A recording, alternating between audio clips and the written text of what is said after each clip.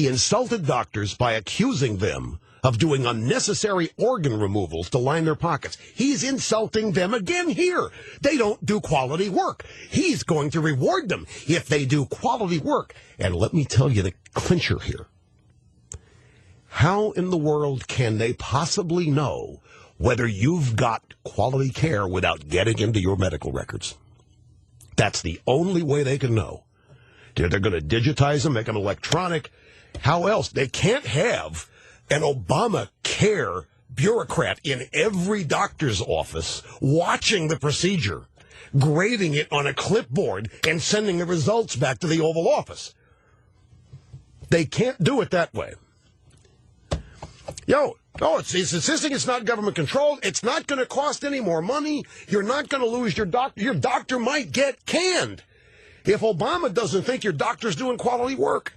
And if you are an uncooperative patient, if the doctor diagnoses you as you got high cholesterol and prescribes whatever the drug for that is, and if you don't take it, well, how are they going to know whether you're taking the medicine or not? Well, they know it'll be prescribed, but how do they know whether you're taking it? What if you go in and the doctor says, have you been taking the medicine? You say yes when you haven't. Well, then you've just created a problem for the doctor. This is so insulting. Insulted insurance companies too Wednesday night. Their profits are immoral. Where are you going to squeeze those profits? But you're going to be able to keep your doctor, you're going to keep your insurance plan, you're going to keep everything. The hubris, the absolute hubris. Where are just loads and loads of people asking, who the hell are you to judge the quality of medical care? Who the hell are you? Show me in the Constitution where this fits the job description. Play soundbite 28 again. This is mind-blowing. We also want to start rewarding doctors for quality, not just the quantity of care that they provide. Instead of rewarding them for how many procedures they perform or how many tests they order, we'll bundle payments so providers aren't paid for every treatment they offer with to a patient with a chronic condition like diabetes, but instead are paid for how are they managing that disease overall. As though a disease is manageable in every patient. Look, I understand this guy better than anybody, and I am still stunned by this. There ought not be one doctor in this country supporting this. There ought not be one nurse, because they're going to be culpable too. They're in the game, and let's get into dentistry now and start judging the quality of that. And how much dentistry is cosmetic and is going to be taxed at 10%. Now, remember at the infomercial that ABC did for Obama back in June, or maybe it was earlier this month, I forget, but last 30 days or so.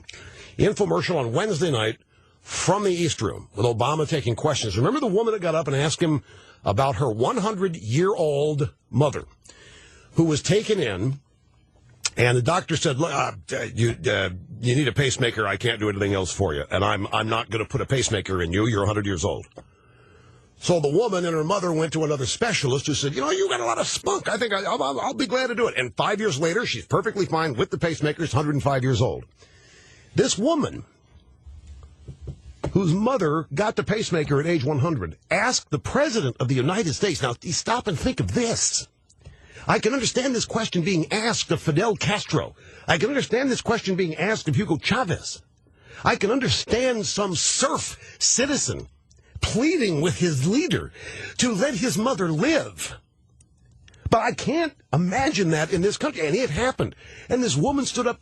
Are you going to take into account, Mr. President, Dr. Obama? Are you going to take into account a person's spirit and their desire to live?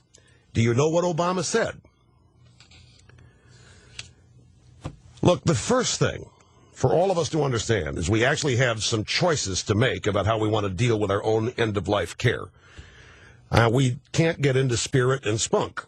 We as a culture and as a society can start to make better decisions within our families and for ourselves. At least we can let doctors know and your mom know, you know what, maybe this isn't going to help. Maybe you're better off not having that surgery, but taking the painkiller.